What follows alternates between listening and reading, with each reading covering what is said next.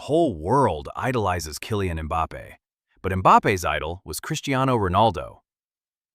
His childhood was filled, almost entirely, by a single name. Walk into that teenager's bedroom in Bondy, a working-class suburb northeast of Paris, and it would stop you at the door. Walls covered in posters and newspaper cuttings of CR7, 2 walls, given to one man. His mother, Faiza Lamari, a former handball professional and later her son's agent, once described it to the French paper L'Équipe. In his head, she said, Kylian was Portuguese. He would go to a friend's house just to watch Portugal play. He would tell people flatly, "I'm Portuguese." And she laughed. It lasted a very, very long time. 10 years old, December 2009. His parents get him a ticket to a Champions League night in Marseille because Real Madrid are in town, and Real Madrid means Ronaldo. The boy arrives 2 hours before kickoff, not for the match, for the warm-up. That night, Ronaldo scores twice, and a 10-year-old goes home with a plan. From then on, anyone who dared say Ronaldo wasn't as good as Messi got an argument. Abdou Diallo, his old teammate at PSG, put it like a man who had survived it. Mention Messi in front of Mbappe, Diallo said, and he will debate you for at least an hour. An hour. In defense of a man who wasn't even from his country. In 2012, aged 13, Mbappe is invited to train at Real Madrid. He breezes through the youth team's tests. Zinedine Zidane, another of his childhood idols, comes out to welcome him personally. And the club arranges the photograph of a lifetime, the boy standing next to his idol. Remember that photo. It's coming back. But he didn't sign. His mother wanted him educated in France, and the family had no interest in starting at the back of the queue at the biggest club on earth. So he missed his appointment with La Fabrica and joined the Academy of Monaco instead. About 28,000 people live in Monaco. The Bernabéu holds 3 times that. He chose the smaller room and kept the bigger dream that one day he would wear the white shirt of Real Madrid. At Monaco, he kept moving towards Ronaldo in his own way. He copied the trademark celebrations. He copied the ambition. And when he watched Ronaldo do the thing almost nobody manages, rebuild himself mid-career from a pure winger into a center forward, years later, Mbappe took exactly the same road, from the left touchline into the middle. The 10th of July, 2016, the European Championship final. Portugal beat France in extra time and lift the first major trophy in their history. At the Stade de France. 15 minutes from the bedroom with the posters. The 17-year-old is not in the France squad. He can only watch, quietly, as Ronaldo lifts the trophy on a screen. And in his eyes that day there is not a trace of envy, only a burning need to face his idol on a pitch, just once. 2 weeks later, he plays the Under-19 European Championship, scores 5 goals, and wins it. 2 of them go past Portugal in the semi-final. A very calm way of leaving a message. And then, finally, the chance arrives. Champions League, Round of 16, 2018. Paris Saint-Germain against Real Madrid. Mbappe is 19, and for the first time in his life, Cristiano Ronaldo is standing on the same pitch in the flesh. He has just been named the best young player in Europe. He thinks he is ready.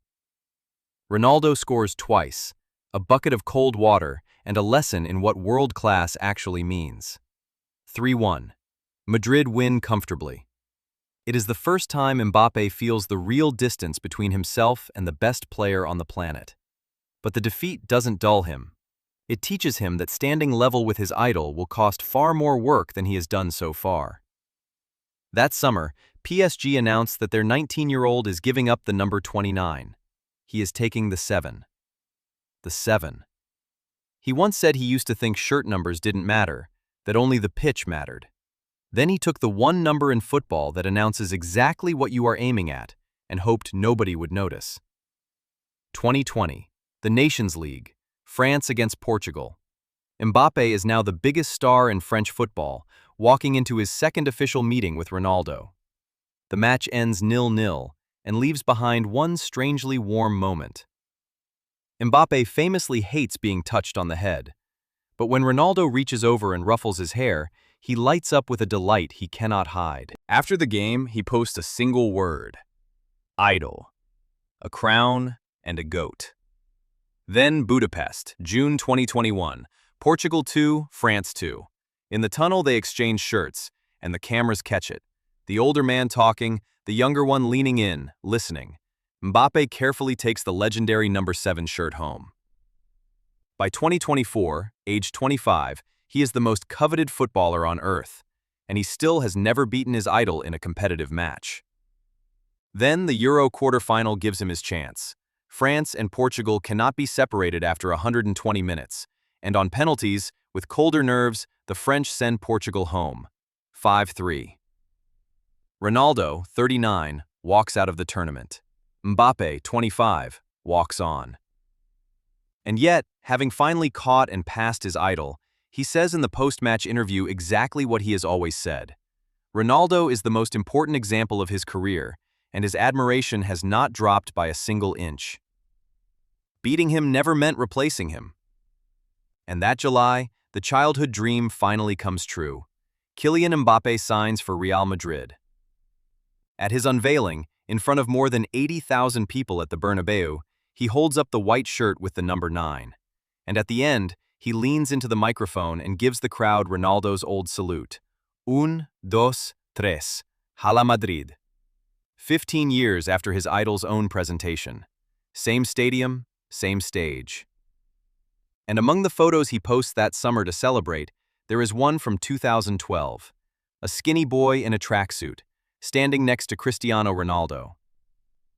The 20th of December, 2025, his 27th birthday, Mbappe scores against Sevilla. That goal equals Ronaldo's own Real Madrid record, 59 goals in a single calendar year. He celebrates with the Sioux.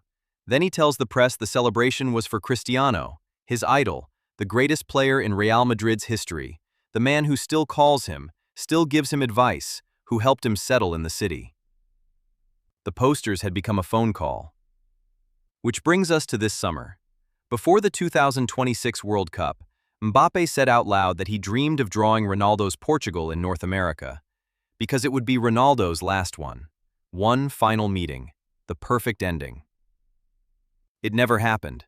On the 6th of July, Spain beat Portugal 1-0 in the round of 16, and Cristiano Ronaldo's World Cup story closed at 41 years old, without the trophy.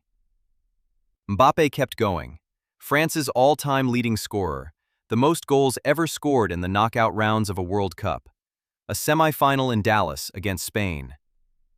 The man on the wall is out of the tournament. The boy who stared at that wall is still in it. It turns out the highest form of chasing a star is not standing beneath it, looking up. It is turning yourself into the brightest one in the sky.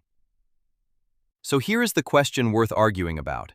If Mbappe lifts this World Cup, does he finally step out of Ronaldo's shadow? Or does the boy in the room with 2 walls of posters get the last word after all? Tell us what you think. If this story was worth your time, drop a like and subscribe, because football history is full of moments like this one.